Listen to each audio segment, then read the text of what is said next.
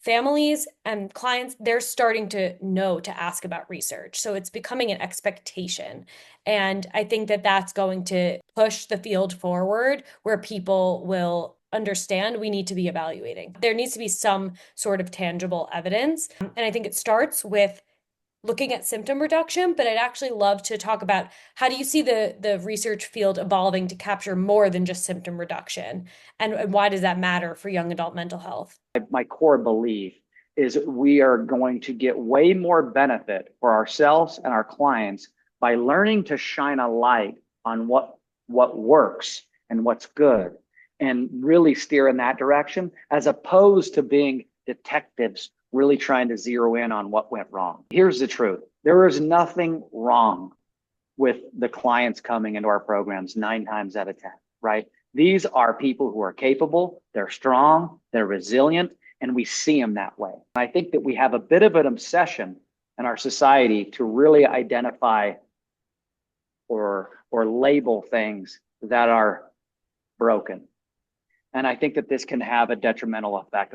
I think one of the evolutions that we're seeing, though, is that the technology and some of those things coming in, they are exciting. And so I do think there's tools that are going to help us identify, for example, what's happened at a biological metabolic level with our clients, and how do we work with that to improve client outcomes. I think that there are some tech advancements that will help us as programs and as clinicians have more usable real-time outcomes to focus our efforts on where we're going to get the most benefit with our clients, right? And I do see some of that moving less towards diagnostic and more towards where are we going to get our most bang for our buck in an investment to get these outcomes. I agree. I think that symptom reduction is an important piece of the puzzle, but it's not the whole picture. So we, of course, measure symptom reduction, and we want to be able to show that we're having great outcomes with the populations that we treat. However, we also measure what they're gaining. We're a community-based model, being that we treat young adults. This is a time of a lot of stress, identity formation, trying to figure out who you are, what you want to do with your life.